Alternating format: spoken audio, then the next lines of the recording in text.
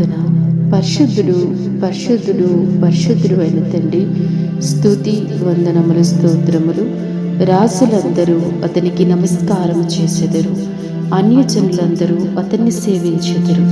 మహోన్నతుడు అయిన తండ్రి, దివ్యమైన వాక్యం ద్వారా మిమ్మల్ని తృప్తిపరిచినందుకు స్తోత్రములు తండ్రి.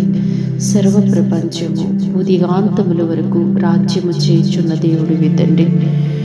రాజులకి రాజువి ప్రవ్వా, ప్రభులకు ప్రభుడివి, సర్వాధికారివి, నిత్యము ప్రవ్వా ఏలుచున్న దేవుడివి తండ్రి. రాజకుమారుడివి, రాజ్యాలు నేలుతున్న దేవుడివి తండ్రి.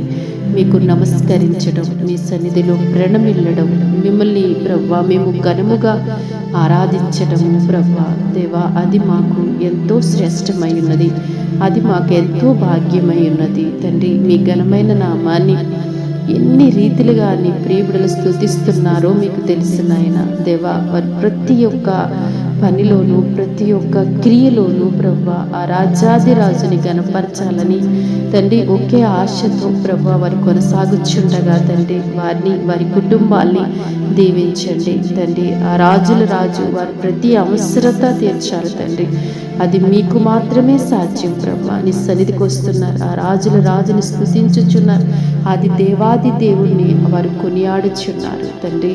సృష్టికర్తవి, మహాగణుడివి, మహోన్నతుడివి నీ సన్నిధిలో ప్రార్థిస్తున్నారు. నీ సన్నిధిలో ప్రవ్వా ఎంతగానో ప్రవ్వా వేడుకొనిచుండగా వారికి కావలసిన ప్రతి మంచి బహుమానాన్ని మీరే వారికి అనుగ్రహింపచేసి వారిలో సంతోషాన్ని నింపమని యేసు నామములో ప్రార్థిస్తున్నాం తండ్రి. ఆమేన్.